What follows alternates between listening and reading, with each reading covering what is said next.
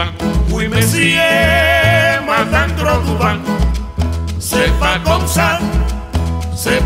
ça, oui, parler français. So today's guest in our ongoing series of Meet the Legends, and I'm sorry, I use the word legend, even though Benjamin always chides me and says, no, a legend is a myth or something that implies exaggeration. Well, I wouldn't impugn your vocabulary at all. I'll be glad to accept the accolade. We prefer cigar gangsters, but some people take offense at that. Anyway, so our guest is Bill Paley. And if you're a Washingtonian, then that already makes sense to you. But in the world of cigars, they're also a name to do magic with. Your grandfather came to from Ukraine to the U.S. sometime in the end of the 19th century, right? Yeah, it came in about, I'd say about 1870. Mm-hmm. And he was just a young man. He was a boy, in fact, when he came in, and he started work at a cigar factory as a lector, reading to the rollers, and proceeded to learn all the different jobs in the company. And in 1896... You think that was a union shop? There was a lot of union problems in Chicago, which is one of the reasons we eventually moved to Philadelphia. But in 1896, he opened up a little shop and a little factory called Congress Cigars. But that was still in Chicago, right? That was in Chicago, and made the La Palina cigars, which was named after basically after my grandmother, who, when she went into the factory, the workers would say, "Ah, La Palina," which was Hispanic for Mrs. Paley. So that's how it all started. That's brilliant. Yeah. And I sort of. Grandmother on the poster? That's my grandmother right there. Affectionately known as Goldie. Goldie. Her name was Goldie Drell, and then she became Goldie Drell Paley. And my grandfather and grandmother found each other in Chicago, but they had come from the same town in Russia, called Bravary. Uh-huh. And so it was a lifelong partnership between the two of them, and they both lived into their 90s. God and bless. I hope I can do the same. The power of cigars. Yes. Absolutely brilliant. All right, so Sam, that was the anglicized version of his name, right? Sam for Samuel? Samuel. Right. Yes. So he leaves Chicago, moving Congress Cigar with him to Philadelphia, which was also a hotbed of cigar manufacturing at the time. Yeah. A tremendous number of factories, and in fact, some of the lowest, the earliest TP numbers when they started that are in and around Philadelphia. Is that right? Yeah. Yeah. Yeah. So he relocates Congress and starts to build La Palina. And they spread up and down the East Coast. They had factories in New Jersey, Pennsylvania, Puerto Rico. Mm-hmm. And at that time, they would go to cigar auctions in Holland and in Cuba and buy bales there to be sent back to the States for blending. Which was not uncommon. No. To travel and to buy the tobacco, particularly in Holland. The Dutch were the great tobacco merchants of the world. Absolutely. They were great merchants in any case. Yeah. And at that time, people smoked cigars much fresher than they do now. They didn't age cigars. They came out of the factory and people smoked them right away because they didn't have humidification devices and stuff People like like to buy cigars at the factories. Yes. Factories and shops. Yeah. And it begs the question, we'll talk about this particular one a little bit later, but were the bands locally made, do you know? Did they have bands in the first place? They had bands. They were very simple bands. It just said La Palina. And the the catchphrase for La Palina was, La Palina cigars made good. And I think that led to my father's lifelong obsession about bad grammar in advertising. Yeah, that's great. Yeah. That's great. I wonder, do you all have any examples of that artwork? I have, a lot of the early boxes, and and jars. We did glass jars and brass canisters. But the printing changed a lot. It was not really high-end printing, but around the turn of the century, there was a movement towards a lot of bright colors. And I really love that turn of the century cigar art. I think it's wonderful, and I want to try to maybe introduce that kind of style on some cigar in the future. An explosion of creativity around it while there were a tremendous amount of energy making there were so many thousands brands. of cigars. Yeah. And in those days especially, cigar brands were, there really wasn't anything that you would consider a national brand. Mostly it was regionals and super regionals, so something could stretch from Boston to, say, around here, but that would be its domain, and in Chicago and in, of course, in Miami, naturally, and out west, completely different brands. Yeah. And the companies would pick something in popular culture to attach the brand to, so it might be a politician, or a sports team, or a local hero, or firemen, or cops, or whatever. They would make brands which said, you know, Policeman Billy, or Hugo the dog, or... Did they ever do cigar cards, you know, the little artwork cards that would go in boxes that were sort of collectible? I've never come across a La Palina cigar card. And you think I would have if they'd done it. Have you talked to the guy in Ohio that has the I have collection? the museum out there, yeah. No, he hasn't come across. And actually, because it was an inexpensive cigar, a lot of the frills stuff got lost also. I mean, that nobody cared about it and it got tossed. So I'm still looking for a glass jar with original artwork pasted on the inside. Yes, on the inside as opposed to the outside. Yep. Amethysta jars with the rubber gasket and the clamps across the top. That's something you should. Well, actually, it just sits on. It doesn't have a clamp like the Upman jar, but it just sat on the top, and there's a rubber canister, and it was more like a cookie jar. Did they ever make ceramic ones? Do you know? Not that I know of. No company records of that. No. Well, you should think about a glass jar that would hold the. Well, I new collect artwork. glass jars. These glass jars, and hopefully sometime in the future I'll use either the brass canisters, the glass jars, to put out an aged edition or a limited edition or something like that. Make it glass. The merchants don't want to pay the freight for brass. Unless you're hand delivering them all. Okay. Yeah, there you go. Okay. So, La Palina essentially establishes the family, and your father gets an opportunity to do something in the business, but that it inspires him. Well, he was he got out of business school, out of Wharton, and went to work for the family in charge of advertising promotion. And while my grandfather and his brother were out in Holland at the auctions, my father sponsored and produced a little radio show called the La Palina Hour in Philadelphia. It didn't cost much, and they advertised the cigar. And when they got back, when my grandfather and great uncle got back, they had a conniption. You spent $200 on a radio show? I mean, are you out of your mind?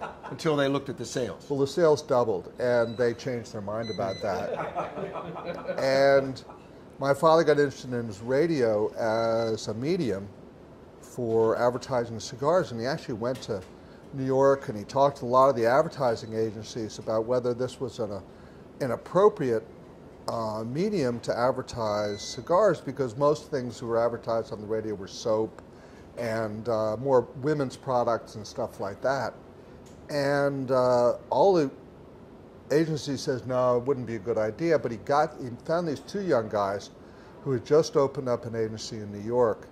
And they said, you know, it's a really interesting idea, and I think it's worth pursuing, and I think you'd be really ahead of the game if you did that, and encouraged him to do that. And so we went back, and he did more, and he started buying radio stations. Well, those two guys were Young and Rubicam, and who are two of the biggest, one of the biggest advertising agencies in the world now. Exactly. And so he left the cigar business and bought radio stations and turned a little network called United Independent Broadcasters into the Columbia Broadcasting System with a partnership with Columbia Records. and where they got a lot of their material to put on the air. And the rest was history. And he just took to it enormously, had a real talent for being able to spot talent, and took on NBC, which was a huge megalith at that time, and basically robbed them of all their talent, all their comedians and singers and stuff, and became a success. My grandfather looked around and said, Jesus, I've been doing this forever. I didn't do this for fun. I did this to make money. I'm going to sell the company. He sold the company, went on the board of CBS, and La Palina left the Paley family stable and became part of Consolidated Cigars, and eventually petered out, I think, in the 60s. And so I grew up, I didn't really have any exposure to La Palina. I mean, I knew the story, I knew my grandfather did this, but it was all sort of a legend, and I didn't smoke cigars. My father at that time had switched to cigarettes. Yeah. And nobody, I mean, you know, cigars were either seen, you either saw some fat plutocrat smoking a cigar or a truck driver. You know, so there was no popular culture around cigars. And so I didn't take to it until the late 80s, when I, from the Bahamas, got access to Cuban cigars and visited that Forbidden Island a few times, and totally legally, of course. And you discovered the magic of a great cigar. I discovered the magic of cigars, and I became obsessed with them. I never thought about making a brand, but it was a small fantasy of mine. I said, who am I to make a cigar? And you know, I like good cigars. I don't know anything about making them. And I visited a few factories, and I saw how complex the process is, and the extraordinary manual talent which is necessary to make the blend right every single time and roll a perfectly uniform cigar of exactly the right size, totally by touch. And that's an amazing piece of dexterity right there. So what connection did I have with it? And I think sitting looking at the ocean one day and smoking a cigar, it suddenly clicked to me that I had a heritage in this. Yeah. And that maybe I had the authority to go ahead and pursue this, because I could be reviving something which was really, you know, would be a testament to my grandfather, you know, who sort of got overshadowed by my father. Right.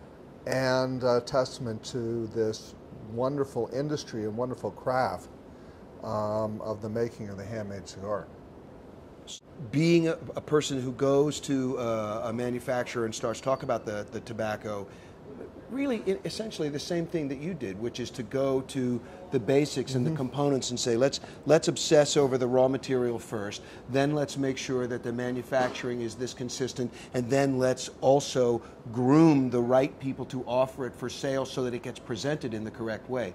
And that's really, you know, the La Palina mantra right now, and you've created this sort of magic trick, which is something that's retro and really modern at the same time. Right, and I wanted to represent quality, highest quality. Absolutely. And eventually going, well, it took smoking a Grey Cliff cigar to sell me on it, because I smoked this cigar which had a very, very Cuban-esque format to it, profile to it. And to the flavor and to the cigar itself. Well, to the flavor mostly, and the cigar was certainly wrapped in the Cuban style.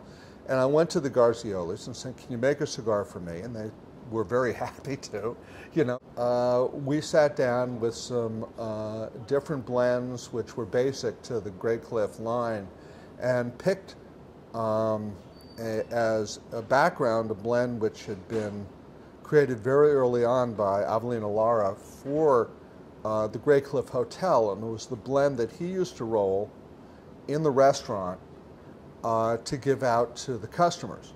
And it was blended to be smoked fresh, right after it came off the bench. For those of you who don't know, Avelino Lara is commonly referred to as the godfather of Cohiba. He was not the inventor of the Cohiba blend or the original shape, but he was the guy that presided over Cohiba's transition from something that was rolled so that Fidel's best friend had something in his pocket for him to smoke to a product that had a shape, a name, a blend, and a package around it that was essentially the national flag of Cuba before it's all over, displacing Monte Cristo.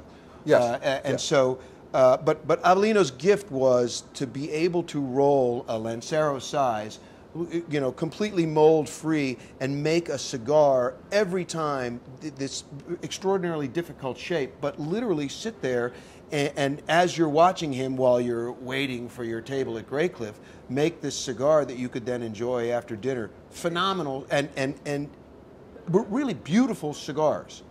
Really, really, really gorgeous cigars. And I mean, Lancero wasn't the only size that he could make, but it was certainly his home shape. Well, it was something which came out of Laguito factory in outside of Havana, and produced a cigar with a fan tip, which is just not like all the fan tips you see nowadays, but it was really integral to the rolling cigar and very, very difficult to make. But we took that blend and put a Costa Rican wrapper on it, and it made it extraordinary. And then later, just to add a little more variety, I took half the line and put this Ecuadorian wrapper on it to give it a little bit more, a little more oomph, a little more strength. And so, not knowing whether I made a good cigar or not, just because I liked it, I went to my first trade show and sat on a bench, a sofa, in the Graycliff exhibit at the IPCPR, and let people try them.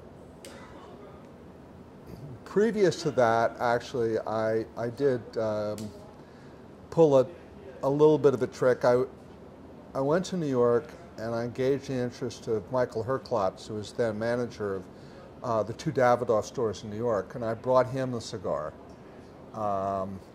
With the incentive was I took him to lunch at 21 and then said, take this cigar and I want you to tell me what's wrong with it. And he did. He pulled it apart, he smoked it and said, this isn't right, it's rolled too loose, this isn't burning right, look at this color. And I got the advice of a person who is really very integrated and very aware of the qualities of a super premium cigar. And I got his feedback and went back, fixed those things, and then at the next trade show introduced the Family Series line, and then last year the El Diario line. Since you mentioned the two wrappers, the shapes of the Family Series line all have names that I identify with a family member, but I tell them the names of the shapes and which one has the Ecuador and which one has the Costa Rican wrapper. The largest is the Pasha, which has the Costa Rican wrapper.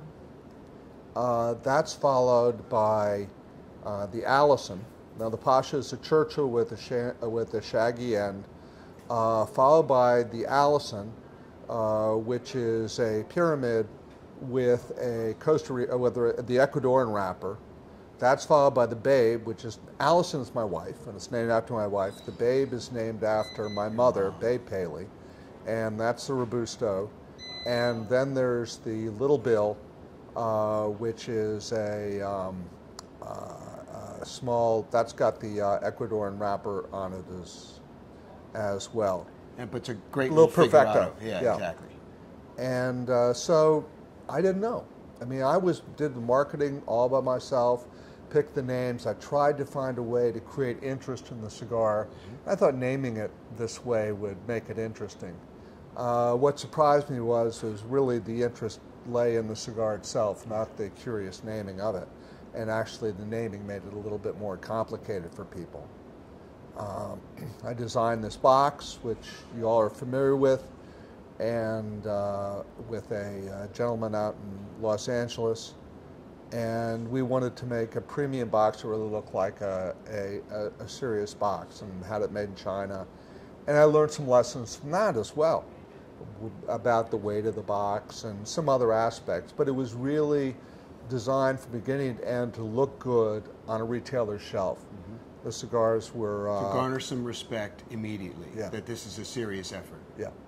And I think it paid off. I mean, I started with the super premium line, which everyone told me was the wrong way to go, and that was the best thing I could hear.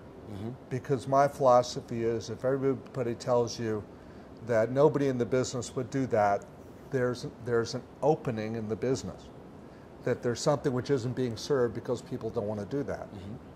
And that's why my next release, which is going to be called the Goldie, is actually a Il Laghito Panatella, and which is a favorite format for people who really know a lot about cigars, cigar makers, whatever, but is not popular commercially.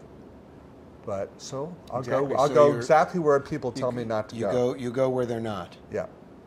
And that size is actually smaller than the two best. Laghito 1 and 2 is the Lancero and the Corona Extra, the two most popular Well, sizes. this is the Laghito 2. This is the Corona So Extra. it is the Corona Extra, Yes. not that you were saying Panatella, because they make a Cohiba, they make a Laghito Panatella, which is smaller still. So Yes. it's the number 2 with the pigtail at the top. With the pigtail, and it's But it's going to have a cut foot instead of shaggy. Oh yeah, I have a cut foot, absolutely. And I'll have more information about that later, because that's sort of a surprise release, and it's really going to be. Well, I guess I can talk. Well, I think I can speak on behalf of everybody here and say we would be more than willing to test your cigar early on. If you'd like to come out, we'll assemble a really great group of guys right here to enjoy them along with you and give you feedback. Well, the new line, which is limited to 1,000 boxes, Great. Is called the Goldie, and this is a testament to Goldie Drell. But it's also a testament to women in the cigar business. Women have played an important part in the cigar business, mostly as rollers and also working other lines in the factory, stripping the stems off of leaves, doing quality control, doing checking. There's an enormous amount of women in the business, and they don't always get the And credit. Laghito itself, the factory, was originally staffed only with women. Well, when Castro took over in Cuba, and he took over the cigar industry there, he commissioned to have only women work at the El Laghito factory. And do you know why? Well, tell me why, George. Because El Jefe believed in his own charisma so much, he said, all the women of Cuba love me, and none of them would engage in any nefarious doings to try and poison me. They would never take part in any attempt on my life. Well, yeah, that and the fact that they rolled them on their thighs. Anyway, so and by the way, it's also the first factory in Cuba. It's the first factory in the history of Cuba to be run by a woman. That's right. Well, I found working in Miami a woman who started at the El Laghito factory when it opened. And she emigrated recently to the United States and went to work for Sandy Cobas at the Titan de Bronce factory in Miami. She has rolled the El Laghito style her whole life. And she is totally responsible for the rolling of this one cigar. Every single cigar in the line has been rolled by this one woman. Wow. In a factory which is owned by a woman, named after a woman, and this cigar is going to be extraordinary. It holds in it, part of the blend is a leaf called the Medio Tempo. And Medio Tempo is a very rare leaf. It only occurs on 1 out of 10 plants. It's a leaf which grows above the Ligero leaf, which is generally the strongest, most exposed to the sun leaf. This occurs very unnaturally, and often it's just discarded because it's too tough to cure, it's too strong, and no one wants to go through the extra effort of curing and maturing that leaf when there's a larger demand for the Ligero. We got access to a wonderful supply of Medio Tempo, And this adds a flavor and a robustness to this cigar, which is extraordinary, which is especially helpful in that format where there's very little room to put a lot of You don't have room. tobacco in there. You're not going to have a lot of filler. In other words, it's not like you can do 5 or 6 different leaves to blend for complexity or anything else. The filler component has to have character on its own, because essentially you're talking about one style. Maybe you can put a half a leaf of something else in, plus the binder and the wrapper. So a lot of times people the conventional result of that is something that's essentially linear and a little bit monodimensional. Yes. But the greatest of them, and the best examples are the original Davidoffs produced in Laguito, the first generations of Cohiba, and also the first generations of Trinidad. Extraordinary cigar making. Monte Cristo specials and all of that. Which were just taking advantage of the Laguito manufacturing capability. The same size cigar and a variation on the theme in terms of the blend repeated endlessly, which is the Cuban way, modern Cuban way. Yeah. And this is, she's finished rolling them, I believe, and we're going to start right away on creating another Goldie for next year in a different El Laguito format. So there's going to be one release per year of the Goldie? Of probably around 1,000 boxes, which is pretty much the limit that one person can make. What do you think the box count's going to be? Is it going to stay at 10? It's going to be 10. So that's 10,000 cigars. Right. Yeah. Which is a lot of cigars for one person. But Right. But it's not a lot of cigars actually for one person. It's very unusual to have one person make a whole line, though. And each box will be signed and numbered by Maria and by Sandy. And I hope it's a success. But I really blended it to be a cigar for a sophisticated cigar smoker. It's not, something to be sucked down by a newbie. It's something to be taken some time with. And in blending it, I got a lot of help from Willie Herrera, who is now the head roller for and blender for Drew Estates. And he's a terrific talent, young, new talent in the cigar scene. And he's going to be huge, I think, when some of his product starts getting noticed. So it's essentially a third group of La Palina. In other words, it will have a distinct identity from the family blend and from El Diario. Well, this will be part of what's called the La Palina Collection. And the La Palina Collection will be small run, specially made cigars by extraordinary rollers and extraordinary blenders, and they'll stand by themselves. But so what that means is that each collection of the La Palina lines represents more or less a different marketing philosophy and in other words, a different influence. Meaning that the original family collection is, in large part, it derives from the Grey Cliff and the Garzaroli, and El Diario is Raíces Cubana, and you give credit to Alan Rubin, from Alec Bradley to help you arrive at this. Well, what my philosophy is, I was going to take, I wasn't going to do this myself. I needed to hire experience. And so first I hired the people at Grey Cliff with the experience of making a super premium cigar. Then I went to Alec Bradley and said, okay, now help me make a cigar which is more affordable, that's more contemporaneous with the mainstream, and that we can create and still be excellent. And so that way I had, one person between me and the factory. Right now I'm working with the factory in the Dominican Republic directly to make another cigar in the Dominican. Separate, you're not talking about anything to do with the Goldie? No, this will be the La Palina Extra. Excuse me, it'll be the La Palina Classic. Pardon me.